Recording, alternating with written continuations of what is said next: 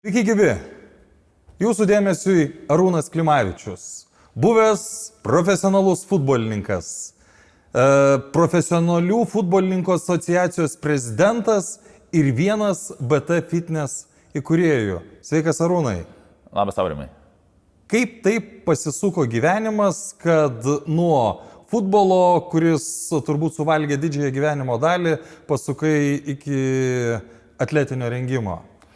Šiaip geras klausimas, Aurimai, ir dažnai kaip sportininkai baigia karjerą, galbūt pradžio ir planuoja, bet po to dažnai būna taip, kai pasisuka šiek tiek kelias ir kokie žmonės atsiranda aplink. Kadangi vaikai pakankamai intensyviai žaidė mano tenisą ir teko susipažinti su Remigiju ir Arūnu Balžekais, todėl ir jų ta buvo pradžia, jau buvo akademija keli metai įkurta ir galbūt tas sekantis žingsnis bendrai pasirodė yra teisingas, kad po teniso visose turbūt gerose akademijose būna ir atletinio rengimo akademija ir nemažiau svarbi nei pats tenisas, todėl tą mintį išrutuliojame ir dabar jau sėdime 3-4 metai čia. Šioje patalpoje. Šioje patalpoje, taip, ir laikas bėga ir džiugu, kad žingsnis po žingsnio, sakyčiau, augame. Šiaip, kai tu buvai futbolininkas, nebuvai iš tų, kuris labai dažnai patirdavo traumas. Taip, bet aš pridėčiau tai, kad aš šiek tiek galbūt ir gailiuosi, man, sakyčiau, visa mūsų karta, kad tų atletinio rengimo tais laikais labai toks minimalus būdavo ir dabar, kai pamatai, kokios sportininkai turi galimybės profesionalus, vaikai mūsų salėje sportuoti, aš manau, kad buvo įmanoma galbūt ir šiek tiek dar geresnių rezultatų pasiekti, jeigu būtumėm tokį iš tos atletinės pusės palaikymą turėjo, ne tik aš, bet ir ta visa mūsų jaunesnė karta, tai kokį gauna dabar profesionalūs futbolininkai. Bet aš neužbaigiau klausimo, aš norėjau pasakyti, kad traumų neturėjai daug, turbūt dėl to, kad labai anksti supratai to atletinio rengimo naudą. Kažkiek vis dėlto yra galbūt ir genetikos tame atletinėme renginėje ir traumų santykyje, bet negaliu sakyti, kažkada niekada neanalizavau, aš jaunas turėjau traumų, porą lūžių, taip kad gal visiškai nebuvo tokio, bet po to kažkaip tu radai savo tą receptą, kur kada kiek reikia ir ką padaryti, kad sveikesniam būti. Man atrodo, aš dar net nepaminėjau, kad BT Fitness yra dalykas, kurį tu kartu su Arūnu Balžeku įkūrėte, ar ne, kaip padalinį teniso akademijos. Ir kada tavo gyvenime atsirado mintis, kad, tikrai, be fizinio pasiruošimo gali būti labai labai sudėtinga. Šiaip prieš tuos jau 6 metai, kai baigiau ir kažkas, 5 metai, kai buvo pradėta galvoti prieš 5 metus. Labai daug sunkiai skaičiais, metais vardink bus paprasčiau. 5 metai atgal. Prieš 5 metus. Prieš 5 kažkur ta mintis pirma kilo, tai apie tai tikrai, sakyčiau, mačiau poreikį, kad ateityje tai gali būti populiaru ir naudinga ir prasmingas darbas, sakyčiau, dar ir tą pridėčiau, nes suprantame, kad ne visi vaikai galbūt ir taps profesionaliais sportininkais ir jų tik tai procentas tikrai labai mažas, bet kad sveiką gyvenseną padėti, propaguoti ir įsivažiuoti nuo jaunesnių dienų, tai tikrai norėjusi tą padaryti ir nebuvo tiek daug tų akademijų ar tų vietų, kur galėjo vaikai sportuoti ir tikrai aš manau, kad buvo mūsų teisingas sprendimas. Kas buvo sunkiau, save patį įtikinti, kad tikrai tau to reikia gyvenime, ar Arūną Balžeką įtikinti, kad jam to reikia ir jo akademijai reikia? Geras klausimas. Aš manau, kad mes bendrai supratom, kad to reikia. Įsivaizdavom, kaip turėtų būti. Nešokom gal aukščiau bambos per pirmus metus, kad arba viskas, sakyčiau, tas augimas vyko palaipsniui. Pradėjom nuo 38 trenerių, aš pas man dar turbūt lentutė yra, kiek buvo vaikų kaip atsidarė BT Fitnessas, tai turbūt ten 10 sportininkų ir 20 vaikų lankančių, po grupinių, sakykime. Tai pradėjom nuo tiek ir buvo 2 ar 3 treneriai turbūt ir kiekvienais metais, jeigu taip žiūriu, aš vis tiek tą statistiką seku, prisideda po 20-30 vaikų, tai pridėkim, padauginkim iš 5, tai panašus skaičius ir yra šiuo metu akademijoje. Taip kad tas natūralus ir dabar yra iš tikrųjų tas pats tie patys tikslai, kad 20-30 vaikų kiekvienais metais akademija augtų. Pačioj pradžioje, Arūnai, tu pats praktiškai neišeidavai iš tos salės, ar ne? Dabar, sakyčiau, jau esi retesnis svečias, kodėl taip viskas pasikeitė. Ir dar vienas momentas, ar tada, kai tu pradėjai, tu tikrai jau jautėjai, kad esi stiprus atletinio rengimo treneris? Aš manau, kad pakankamai realiai aš visą laiką vertinu savo galimybės ir tikrai visų pirma, pabaigęs tą karjerą, labai daug pravažinėjau įvairių kursų. Tikrai tuo metu, kas buvo rinkoje, ne tik Lietuvoje, pakankamai, dabar žymiai dar daugiau kursų yra, bet tuo metu tikrai daug dėjau pastangų ir aš save pakankamai, kaip sakyti, anksti identifikavau, kad galbūt norėčiau su tais mažesniais vaikais dirbti ir po to prisijungė per mūsų trenerių, kurie jau perima tuos sportininkus ir mūsų tie automatiškai sportininkai paaugo, kur buvo galima atiduoti. Ir taip, pradžioje tikrai daugiau buvau salėje ir tų vaikų mažiau buvo ir daugiau gal, sakykime, buvo galima mane sutikti ir dabar jį galime tikrai salėje sutikti, bet yra vis dėlto dar ir kitų darbų, kad ta akademija veiktų, tai ir bendravimas su tėvais, ir tie patys tvarkaraščiai, ir tos pačios, kaip čia, atsinaujinimas įrangos ir visos kitų tų funkcijų. Todėl natūraliai, kai trenerių pasipildė, šiek tiek ta salė mane galima. Šiek tiek apie tą laiką, kai daugėjo trenerių, kaip vyko atranka jų, kodėl vieni pasirinkti, kiti galbūt nepasirinkti. Jo, aš džiaugiuosi, kad pas mus tas, kaip ir pradžioje minėjau, augimas vyko natūraliai ir eigoje tie treneriai atsirasdavo laiku, kada jų reikėdavo. Taip, kartais yra buvę ir kad esame įdėję ir skelbimų galbūt ieškome, bet vis dėlto dažniau tai būdavo per pažintis, per ryšius, per kalbas, kad galbūt čia yra sąlygos tikrai neblogos dirbti treneriams. Ir vienas po kito, tai vienas, tai antras, tai ir jie prisijungia. Ir mano irgi mintis yra, kad natūraliai yra kažkas ir išėjusių, taip kad aš, kiek atsimenu, esu ir savo mūsų trenerių BT Fitneso grupiai, kad sakau, vienas iš tikslų yra, tai yra natūralus tikslas ir galbūt teisinga strategija, kad į metus gal vienas paliktų, o du prisijungtų, nes tai yra natūralus gyvenimas, kažkas mano, kad kažkur yra gal geriau, bet tas augimas po trenerių į metus, kaip ir vaikuose, taip ir treneriuose yra natūralus. Ir manau, kad tai duoda pliusų tam stabilume.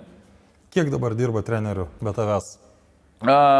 Turime Klaipėdoje Tomą ir čia 7 turbūt, tai iš viso, jeigu taip žiūrėt, bet tai fitnese 9 treneriai, jeigu aš teisingai suskaičiavau, nes kaip tik jų pasipildo ir prieš šį epizodą teko ant rankų O dar kai jis pasirodys?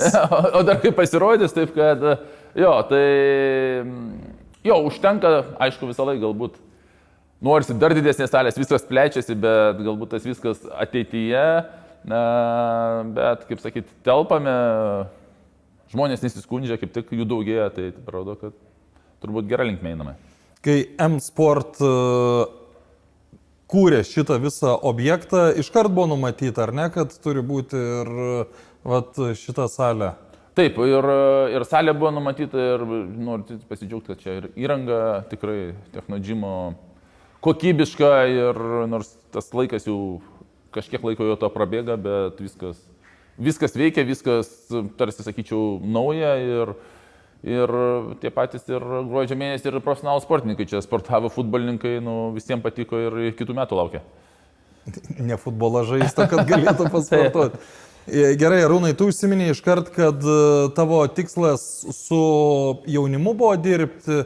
Koks yra skirtumas tarp darbo su vaikais, darbo su suaugusiais, darbo su mėgėjais, darbo su profesionalais? Jeigu gali čia labiau įsiplėsti, nes man atrodo, čia svarbus dalykas. Taip, džiugu, kad kiekvienas treneris, gal sakyčiau, turi pas mus stipresias pusės ir kai klientas kreipiasi arba vaikai, sportininkai, tu vis dėlto pasirenki, kuriam treneriui labiau rašyti, kuris atitinka kliento poreikius, ar vaiko, ar kliento poreikius. Tai pradėkim nuo turbūt mažų vaikų, jaunų sportininkų. Tai taip, dalis yra iš teniso, bet tai tikrai ne visi yra, kas tiesiog atvažiuoja į sporto salę, prisijungia prie grupių ir sportuoja. Todėl čia, manau, vienas iš trenerių visų, ką ir akcentuoju, darbas, kad vaikas pamiltų tą sportą.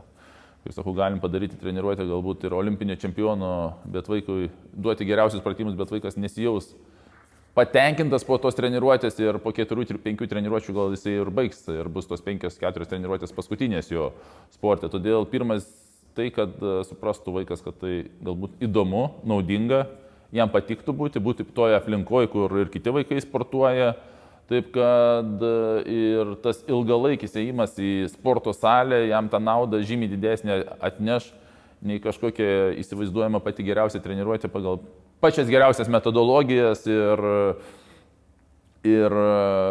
kur vaikas nesijaus patenkintas ir nesijaus pamilęs tą sportą galbūt. Toliau turbūt yra vėliau eina sekantis tas lygis, jeigu kalbant apie tai yra sportininkai. Čia truputį jau tikrai ties kartelė yra ne tik, kad pamiltų sportą, jie jau sporte yra. Tai čia tikrai reikia pasidžiaugti, kad šiais metais prisijungė treneriai ir esam, sakykime, su kineziterapija jau pradedam dirbti ir su tais traumų atsistatymais, raumenų disbalansais įvairiais, tai be abejo čia yra ir ištestuojame ir dabar kaip tik turime ir įvairios įrangos įsigiję šiais metais, tai šių metų pradžia ir praeitais metais, nes kad ir čia ateidamas iš Jungtinių Amerikos valstijų atėjo vienas testavimo aparatas, tikrinau.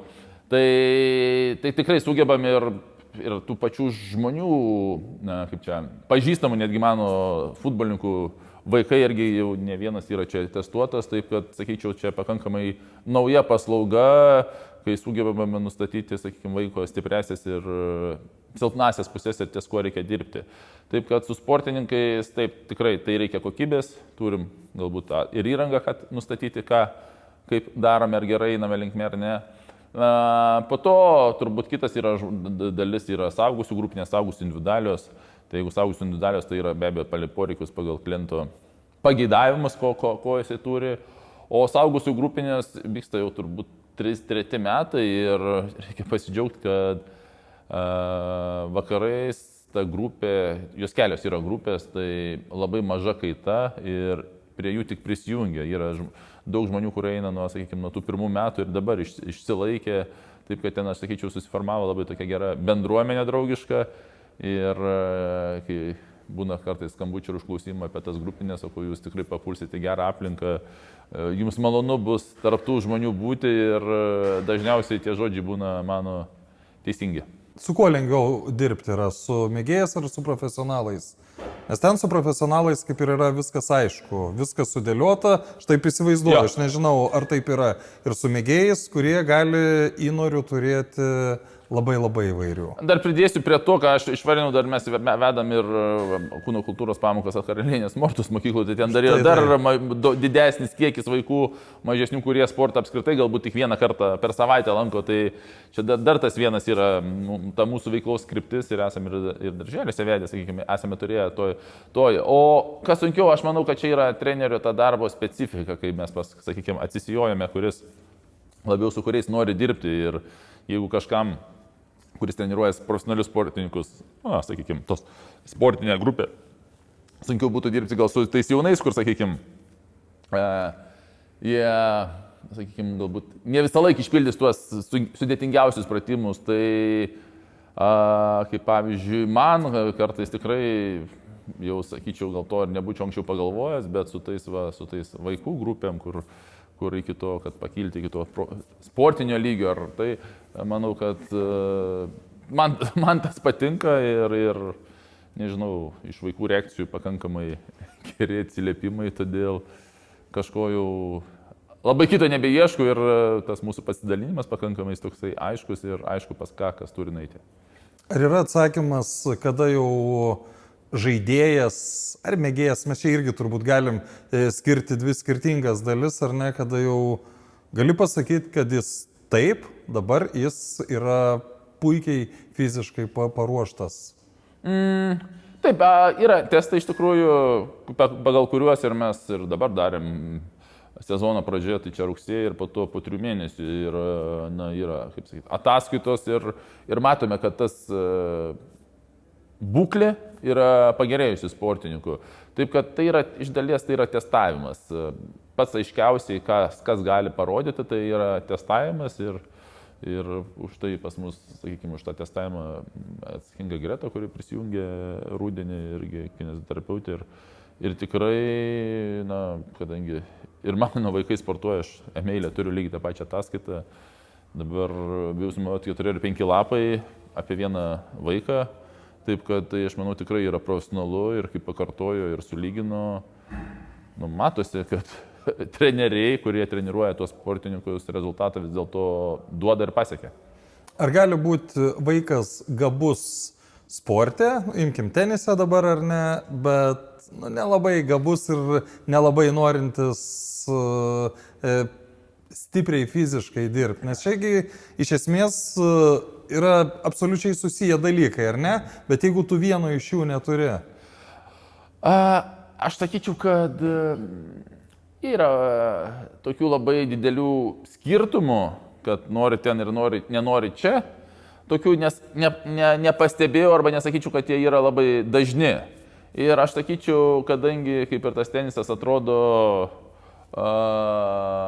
žaidimas individualus, ne, ir vis tiek kažkokios yra grupės, kurie sportuoja, bet kai ateina čia, jų padidėja ir gaunasi jau kaip komanda. O kai tu komandoje sportuoji,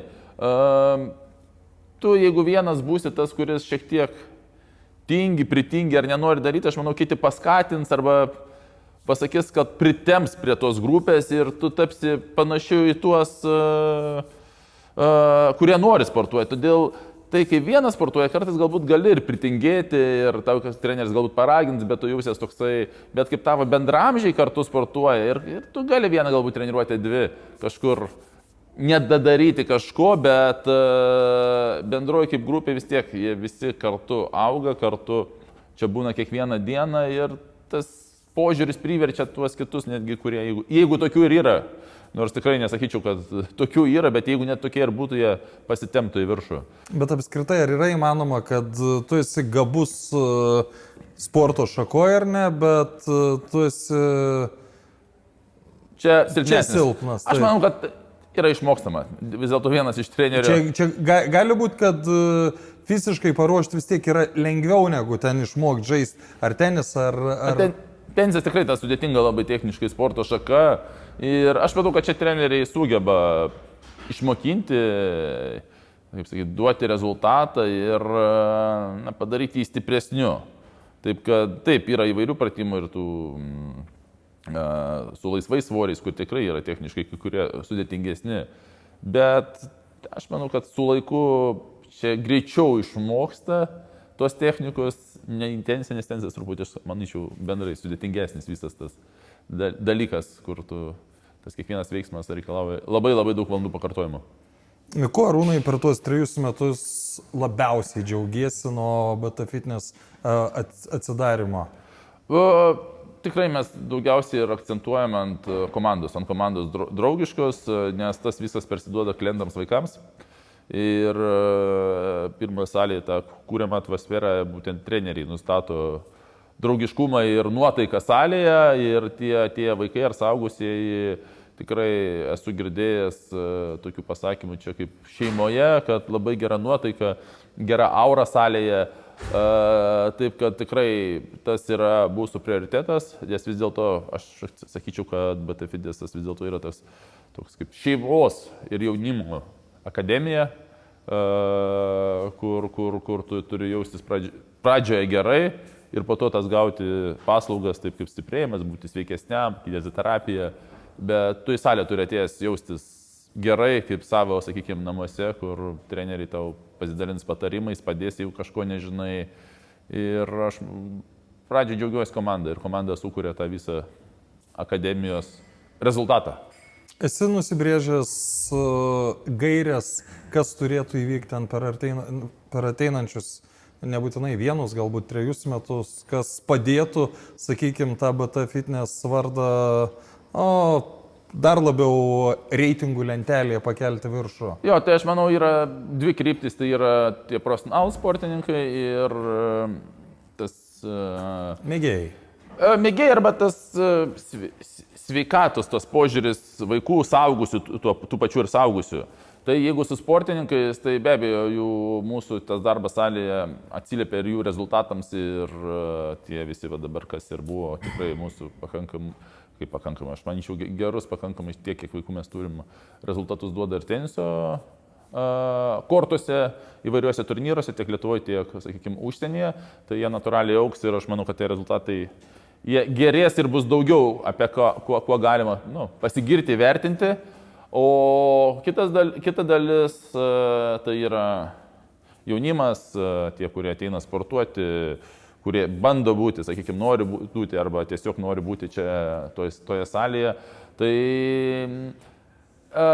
kad jų, kaip ir minėjau pradžioje, kad kiekvienais metais augtų po 20-30, tai yra natūralus augimas. Ir kažkada, aišku, ir tos dar vienos papildomos salės irgi galbūt norėtis, pagalvojam, pakalbam su Arūnu. Bet nesinori, kad tai vėl tai būtų dirbtinai kažkur, nes norisi, čia gaunas dėl to, kad mes būnam šioje vietoje, tuo gyvenam, matom, kas vyksta ir tikrai tas galimybės kitas vertinam taip realiai, ar tikrai tai įmanoma ir kol kas čia dar šiek tiek galimybių augti tikrai yra. Užsiminiai viename atsakymė apie tai, kad ir Klaipėdoje visai neseniai atsidarė filialas, ar ne? Koks ten startas? Kiekvienų metų šiek tiek irgi augimas yra suprantama, mes irgi atsimenam, kad tie patys, kai BT Fitnessas kūrė, jau turėjome tuos 30 vaikų, kurie anksčiau kažkur lankė ir pradėjo, tai visą, sakykime, Klaipėdoje pradėjome apskritai nuo apskrito nulio. Ir tas augimas, jisai, aišku, norėtųsi galbūt, kad ir geresnis būtų, bet tikrai visų pirma labai daug tas augimas priklauso nuo trenerio, tai to treneriu džiaugiamės ir iš atsiliepimų, iš e-mailų, kuriuos aš gaunu, tikrai tėvai patenkinti ir, kiek žinau, ir vaikai patenkinti, nes automatiškai, jei nebūtų patenkinti, skaičius mažėtų, taip kad tas skaičius jis didėja.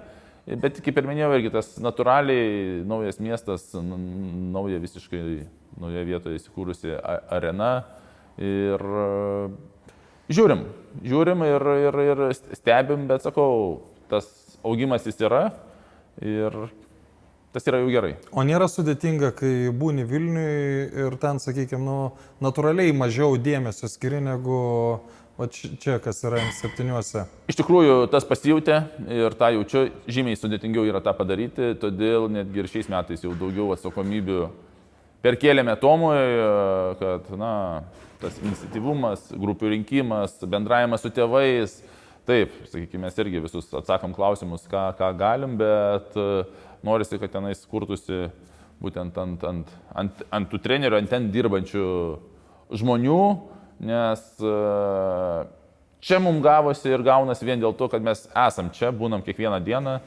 bendraujam ne tik čia salėje, bet lygiai taip pat ir pirmajame aukšte, ir kavinėje, ir koridoriuose tuos atsakymus suteikia ir kaip žmogus, sakykime, gauna atsakymus ir mato, kad tu čia arčiau tu gyveni tuo ir tu visą laiką gali paklausti, ar kaip vaikui sekasi, ar kada treniruoti, ar kas ir kaip vyksta. Tas bendruomiškumas jis didėja ir ką matome netgi šioje salėje, kad jeigu turim, mama sportuoja, pamatė, kaip su vaikais dirba, atėjo vienas vaikas. Čia tikras pavyzdys. Po 2 savaičių pamatė, kad tas vaikas patenkintas, atėjo sesė. Tai nuo vienos mamos treniruotės keletą valandų pamačius, kaip dirbama su vaikais, prisirinko kiti lygiai taip pat, ar sesės, ar brolius, tikrai kviečia matyti, pabandyti, sakyti, įtraukti iš namų į tą. Ir tikrai... Nepatiks, negrįši. Tikrai taip, bet žinau, kad pats pagrindinis mūsų ir trenerių, ką aš sakau, tikslas yra, kad vaikas peržengtų slenkstį per duris ir mes čia turim taip pasirūpinti, kad vaikas jaustų komfortiškai, tobulėtų ir norėtų čia likti. Pačiai pabaigai, kai kūrėt šį dalyką, du Arūnai, buvo 2 Donatai, 2 Arūnai, jeigu tada būtų kas pasakęs, kad po 3 metų turėsi tokį rezultatą, būtum sutikęs su tokiu pasiūlymu, ar, sakykime, kažkur gairėse galvoji, gal dar kažkur galėjo būti geriau ir panašiai? Sakyčiau, šiek tiek viršijom. Gairės. Gairės tą, ką, sakykime, ką įsivaizdavom. Kaip ir sakiau, aš tikėjau, kad tas, jeigu įsivaizduojam, įvairių tų sporto šakų yra ir kažkur atsiranda kaip atletinis rengimas, kaip sporto šaka, kaip būrelis, nes tuo metu tokio būrelio nebuvo ir daug tėvų kartais ieško internete, kur gali vaiką atvesti į salę, į tikrą salę, sakykime, sporto klubo salę, nes tie didėjai tinklai jie neleidžia nepilnamečių. Ir todėl tai buvo vis dėlto pakankamai nauja, aš sakyčiau, nėra taip, kad jau visiškai visur buvo, ant kiekvienam rajone mes turim po tokį sporto klubą, kur sportuotų vaikai. Tai... Aš truputį pertrauksiu, atrodo, gyvenam jau įsibėgėjusiam 21 amžiui, ar ne, ir tokio dalyko prieš 5 metį tokiam mieste kaip Vilnius. Nu, reikėjo labai stipriai paieškoti iš tikrųjų. Nes... Dabar, kai pasakėjai, skamba labai taip. Taip, ir dabar klausia, ar vaikai gali to sporto salį, nes reikia suprasti, pirmas dalykas, tai yra kai kuriais atvejais kaip vienam vaikui jos, nes yra laisvi svoriai, kur tikrai tai yra saugumas ir mes tą turim suprasti, kodėl, bet vis dėlto toje pačioje ir salėje, jeigu su treneriu priežiūro, jeigu yra atskira erdvė, tai vaikui ir nauda, ir įdomu, ir ta salė galbūt čia baigs tą mūsų tuos lankymus ir po metų nueis į tą tik kaip truputį, kaip sakyti, jau leis amžius ir jis mokės, žinos, ką daryti, turės bazinės tas žinias, kaip elgtis sporto salėje jau vienam. Tai čia irgi toks edukacija, pavadinkim, vyksta su mažesniais ir kad išmoktų naudoti sporto salę. Todėl, kaip ir minėjau, viršiau, bent jau man asmeniškai kažkiek viršiau lūkesčių, tuo tikėjau, bet tikrai tai, ką, sakykime, dabar jau, jau drąsiau jaučiamės ir žinom, kas kaip, tikrai tuos planus pakankamai drąsiai statom ir tikim, kad tai gyvenim, bet jeigu taip žiūrėti, kas tada buvo ir kokia dabar, kur dabar esam, tai manom asmeninė nuomonė šiek tiek viršėm tą, ką aš planavau.